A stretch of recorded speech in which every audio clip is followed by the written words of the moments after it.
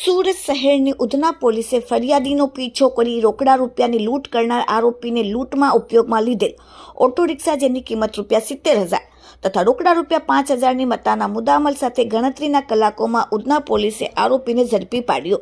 સુરત શહેરના ઉધના વિસ્તારમાં આધેડને ધમકાવી 4 મહિનાનો પગાર લૂંટી લેનાર આરોપીની ધરપકડ।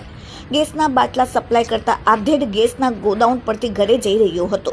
પોતાના 4 મહિનાના પગારના પૈસા એકસાથે લઈને નીકળ્યો હતો। ઓટો રિક્ષામાં સવારે એક અજાણી મહિલા અને રિક્ષા ચાલકે તેનો પીછો કરી તેના રસ્તા વચ્ચે અટકાવ્યો। ધાક ધમકી આપી તેમની પાસેથી રોકડા ₹40,000 પડાવી લીધા।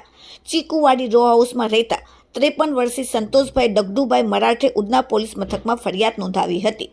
ઉધના પોલીસે ફરિયાદના આધારે આરોપી હુસેન ઉર્ફે જીગરુ ઉર્ફે લંબુ ભીખન શેખ ધંધો રિક્ષા ડ્રાઈવરનો અને રહેવાસી ભાખર મહોલ્લો માન દરવાજા ઝુંપડપટ્ટી સલાબતપુરા વાળાને પોલીસે પકડીને પ્રશંસનીય કામગીરી કરેલ છે।